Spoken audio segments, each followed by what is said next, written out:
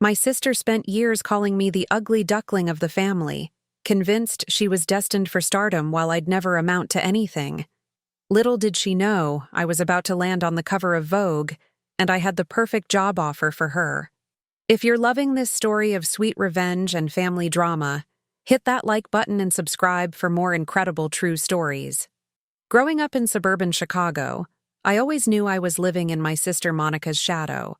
She was 3 years older, blonde, perfectly proportioned, and had that effortless confidence that seemed to attract everyone around her. I was Gabrielle, the younger sister with wild curly hair, freckles, and a tendency to hide behind books rather than parade around like I owned the world. Monica never let me forget our supposed differences.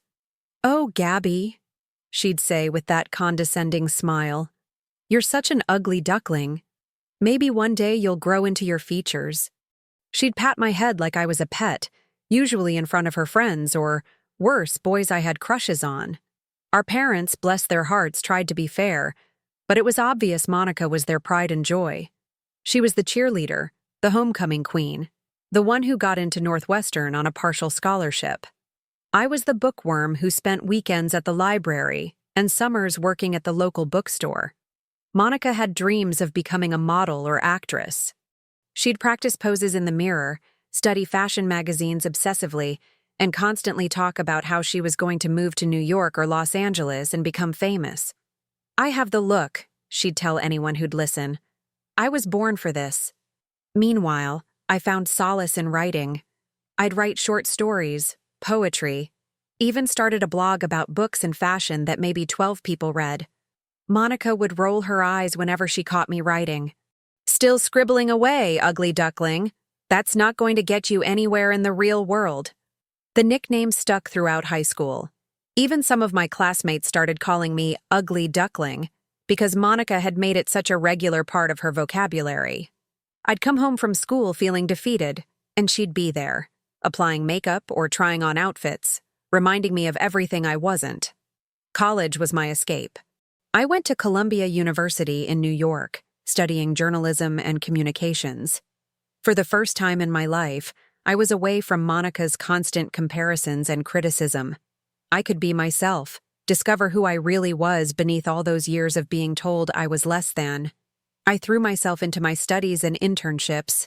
I worked at the college newspaper, freelanced for local publications, and slowly built a portfolio. I was good at writing, really good. Professors noticed, editors liked my work, and I started to believe maybe I had something valuable to offer the world.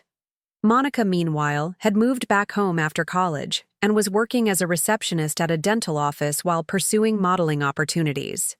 She'd post constantly on social media about her modeling career, though most of her gigs seemed to be unpaid shoots for amateur photographers or local businesses. Every family gathering was the same routine. Monica would dominate conversations with talk of her latest big break that was always just around the corner. She'd make subtle digs about my career choice, wondering aloud when I was going to get a real job instead of playing around with writing. "Journalism is a dying field, Gabby," she'd say during Christmas dinner. "You should have studied something practical. Not everyone can coast on their looks like some people, so you need to be smart about your future." The irony wasn't lost on me, but I kept my mouth shut. I was working my way up in the magazine world, starting as an intern, then assistant, then junior writer. It was slow going, but I was making progress. I'd moved to Manhattan, had a tiny studio apartment, and was living my dream, even if it meant eating ramen most nights. Years passed. Monica's modeling career never materialized the way she'd hoped. She'd book occasional gigs, nothing major, and became increasingly bitter about the industry. She'd call me sometimes, drunk and angry, ranting about how unfair everything was, how she had the perfect look but wasn't getting the opportunities she deserved. "You're lucky you're not in this industry, Gabby," she'd slur into the phone. "You wouldn't last 5 minutes. This world is about beauty, and let's face it, you were never the pretty sister." I'd hang up feeling that familiar sting of her words, but something had changed in me. I wasn't that insecure teenager anymore. I'd found my voice, my strength, my purpose. I was building something real, something that mattered, while she was still chasing shadows of a dream that might never come true. But I never said any of this to her. I kept working, kept climbing, kept believing that one day, all those years of being called the ugly duckling would finally make sense. 2 years ago, everything changed. I'd been working as a senior writer at a mid-tier fashion magazine when I got the call that would redirect my entire career. Anna Stevenson, the editor-in-chief of Vogue, had read a feature I'd written about sustainable fashion and body positivity. She wanted to meet. I still remember that morning, standing outside the Vogue offices in my best outfit, which was honestly nothing compared to what I'd later learn was considered appropriate for that environment. My hands were shaking as I rode the elevator up to the floor that housed one of the most powerful women in fashion. Anna was intimidating in person, but brilliant. She offered me a position as a senior features writer, with the potential to work on major stories and eventually become a contributing editor. It was the opportunity I'd been working toward my entire career. The first few months were intense. I was writing profiles of major designers, covering fashion weeks, interviewing celebrities. I was good at it. Really good. I had a knack for making people comfortable, for getting them to open up and share stories they wouldn't normally tell. Monica, meanwhile, had moved to Los Angeles to pursue acting and modeling with renewed vigor. She'd post updates on social media about auditions and classes, but I could tell from our phone calls that things weren't going well. She was waitressing at a trendy restaurant in West Hollywood, still convinced that her big break was just around the corner. "How's the writing thing going?" she'd ask dismissively during our monthly calls, as if my career was just a hobby I'd eventually outgrow. "It's going well," I'd say, not mentioning the incredible opportunities I was getting, the famous people I was interviewing, the way my career was taking off in ways I'd never imagined. I didn't tell her about the exclusive events I was attending, the front row seats at fashion shows, the way people in the industry were starting to know my name. I didn't mention that I was making more money than I'd ever dreamed of, or that I'd moved to a beautiful apartment in Soho. Then came the assignment that would change everything. Anna called me into her office on a Tuesday morning in March. "Gabrielle," she said, "I have something special for you. We're doing a feature on women who've overcome adversity to succeed in unexpected ways. I want you to write it, but I also want you to be in it." I was confused. "Be in it? You're going to be one of our cover stories. Your story, your journey from small-town girl to major voice in fashion journalism. You've overcome so much, and your writing has inspired countless women. You deserve to be celebrated." I sat there stunned. Me? On the cover of Vogue? It felt surreal, impossible, like something that happened to other people, not to the girl who'd been called ugly duckling for most of her life. "I know it's a lot to process," Anna continued, "but you've earned this. Your piece on body positivity broke records for online engagement. Your profile of emerging designers changed how we think about showcasing new talent. You're not just a writer anymore, Gabrielle. You're a voice, an influencer, a leader." The photoshoot was scheduled for 2 months away. I had time to process, to prepare, to let the reality sink in. But first, I had to decide what to do with this information. Who should I tell? How should I handle it? That night, I sat in my apartment, looking out at the city lights, thinking about all the times Monica had made me feel small, insignificant, destined for mediocrity. I thought about the years of being called ugly duckling, of being told I wasn't pretty enough, talented enough, special enough. And then I had an idea. A beautiful, perfect, slightly vengeful idea. I called Monica. "Hey sis," I said, trying to keep my voice casual. "How are things going in LA?" "Oh, same old stuff," she said, sounding tired. "Auditions, classes, waiting tables, living the dream." Her sarcasm was thick. "Actually, I was calling because I might have an opportunity for you. I'm working on a big project for Vogue and I need an assistant for a photo shoot. It doesn't pay much, but it's a chance to see how a major magazine production works. You'd be helping with wardrobe, coordinating with photographers, general assistant stuff." There was a pause. "Vogue? Seriously?" Seriously. I know it's not modeling, but it's a foot in the door. You'd be working directly with me, and who knows, maybe you'd make some connections. I could hear the excitement in her voice, even though she was trying to play it cool. When is it? 2 months from now. In New York. I'd cover your flight and hotel, of course. Gabby, this is amazing. I can't believe you're finally in a position to help me get into the industry.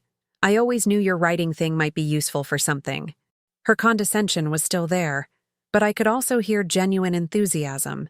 She was finally seeing value in what I'd built, even if she didn't understand the full scope of it. So, you're interested? Of course I'm interested. This could be exactly what I need. Thank you for thinking of me. After we hung up, I sat back and smiled. Monica had no idea what she'd just agreed to. She thought she was going to be assisting on someone else's photoshoot, maybe for a minor feature buried in the back of the magazine. She had no idea she was going to be my assistant for my own cover shoot. The next 2 months were a whirlwind of preparation. I had to get ready for the biggest moment of my career, while simultaneously planning what would either be the perfect revenge or the most awkward family moment in history. Working with the Vogue team was incredible. We had meetings about concept, styling, messaging. The photographer, Marcus Rodriguez, was renowned for his ability to capture authentic emotion in his subjects. The stylist, Jennifer Kim, was excited about showcasing looks that would complement the story's theme of transformation and empowerment. We want to show you as powerful, confident, but also approachable, Jennifer explained during one of our planning sessions. Someone who readers can see themselves in, but who's also achieved something extraordinary. I was nervous about being in front of the camera, but everyone assured me that it would be natural. You're not trying to be a model, Marcus said. You're being yourself, just the best version of yourself. Meanwhile, Monica was getting more excited about the trip. She'd call me every few days with questions about what to expect, what to wear, what the other people would be like. She'd started studying fashion magazines more intensively, researching industry terminology, clearly hoping to make a good impression. I've been networking here in LA, she told me during one call. I've been telling everyone about the Vogue opportunity. They're all so impressed that you're connected enough to get me on set. The irony was delicious. She was bragging about my connections while still not understanding that I was the one being featured. What's the story about? She asked during another call. Women overcoming challenges to succeed in unexpected ways, I said, which was true. Oh, that's perfect for me. I mean, I've overcome so much rejection in this industry. Maybe I can share some insights during the shoot. I had to bite my tongue. Monica still saw herself as the star of every story, even when she was supposed to be the assistant.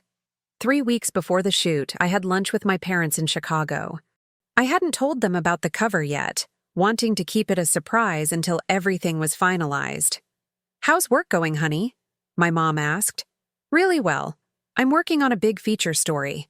That's wonderful. And how's Monica doing in LA? She's coming to New York to help me with a work project, actually. My dad raised an eyebrow. Monica helping you with writing? Something like that. I could see they were curious, but I kept things vague. My parents had always tried to be supportive of both Monica and me, but I knew they'd noticed the way she'd treated me over the years. They'd be happy to see me succeeding, but they'd also be concerned about any potential drama. The week before the shoot, I was in final meetings with the Vogue team. Anna pulled me aside after one session.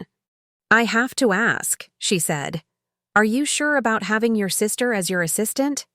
I know family dynamics can be complicated, especially in high-pressure situations. I'd told Anna the basic story, how Monica had always been the pretty sister while I was the smart one, how she'd pursued modeling while I'd gone into journalism. I hadn't mentioned the years of being called Ugly Duckling, but Anna was perceptive enough to read between the lines. I'm sure, I said.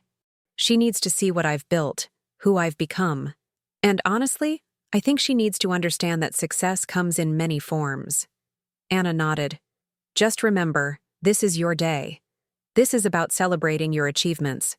Don't let anyone, even family, diminish that. The night before Monica's flight, I lay awake thinking about how the next day would unfold. I'd arranged for a car to pick her up at the airport and bring her directly to the Vogue offices. She thought she was coming in for a brief meeting before heading to the hotel, but actually, she'd be arriving just as we were starting the pre-shoot preparations.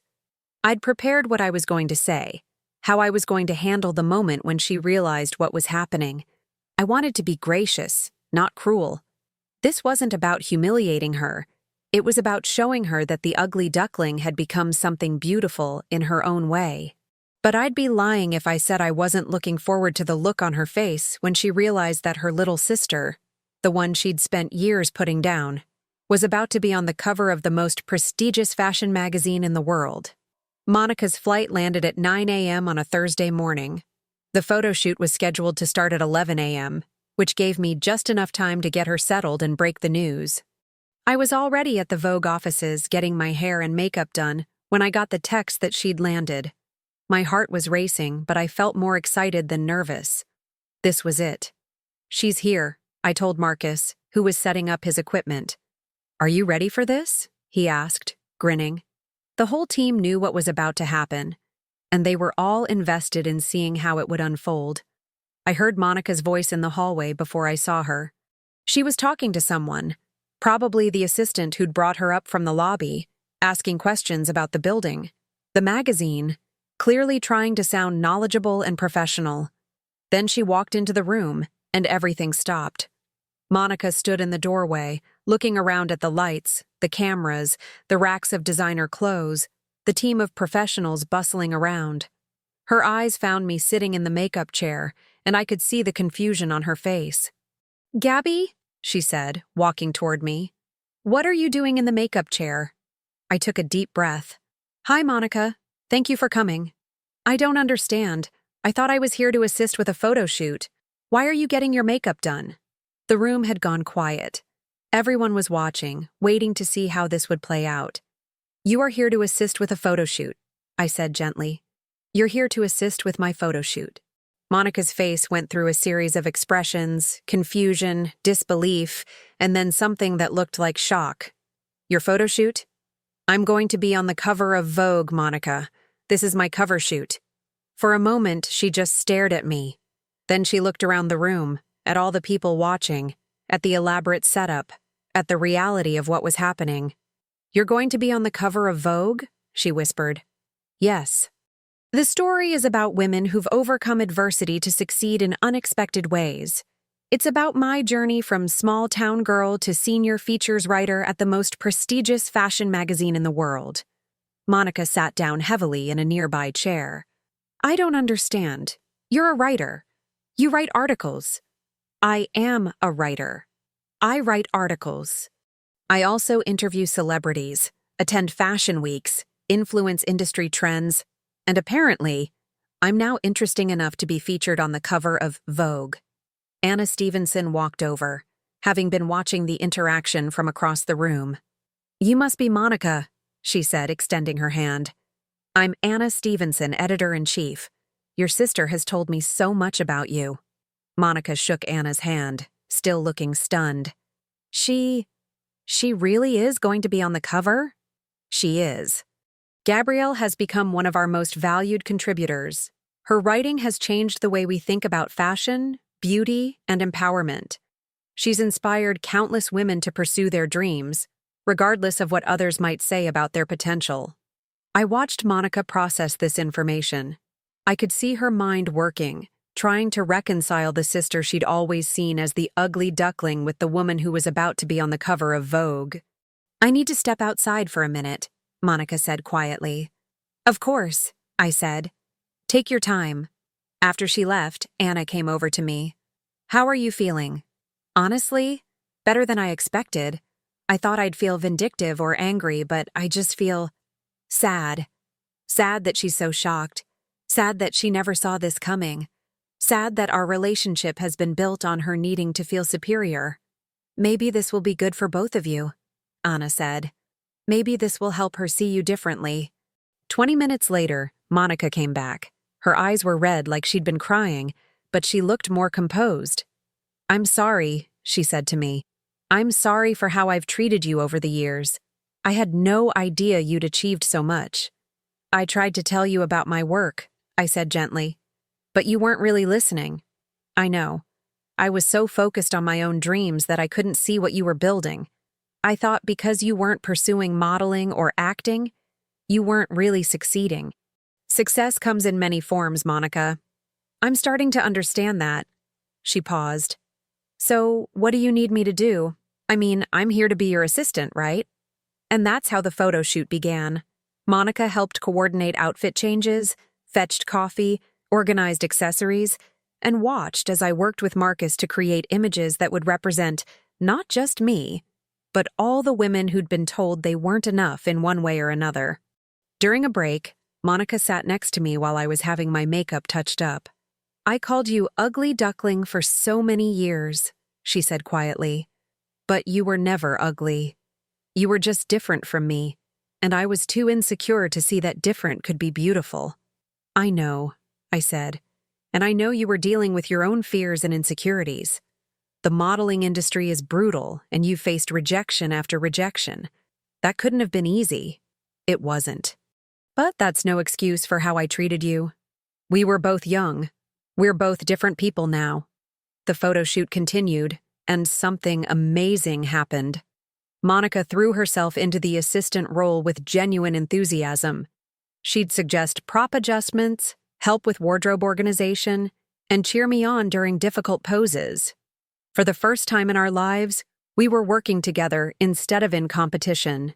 You're a natural, Marcus told me during one of the final setups. You should consider doing more of this. I think I'll stick to writing, I laughed. But thank you. As the day wrapped up, Monica and I walked out of the Vogue offices together. The sun was setting over Manhattan, painting the sky in shades of pink and gold. I'm proud of you, she said as we stood on the sidewalk. I should have said that years ago, but I'm saying it now. I'm proud of what you've accomplished. Thank you. That means a lot. And I'm sorry I was such a terrible sister. You weren't terrible. You were human. We both were. 3 months later, the issue hit newsstands. There I was, on the cover of Vogue, looking confident and strong and beautiful in a way that had nothing to do with conventional prettiness and everything to do with knowing who I was and what I'd accomplished. Monica was one of the first people to call me when the magazine came out. She'd bought 10 copies, she said, and was sending them to everyone she knew.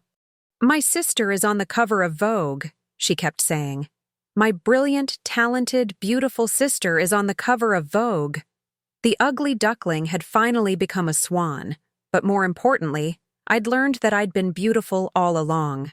I just needed to find the right pond to swim in. Today, Monica and I have a completely different relationship. She's still pursuing acting in LA, but she's also started a blog about dealing with rejection and finding self-worth outside of external validation.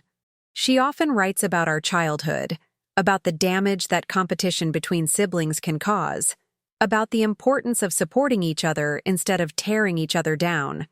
And sometimes, when she's in New York, she'll come with me to industry events. She'll introduce herself as Gabrielle's sister, and I can tell she's genuinely proud of that title. The girl who once called me ugly duckling now tells everyone who'll listen that her sister is the most beautiful woman she knows, inside and out. And honestly, I finally believe her.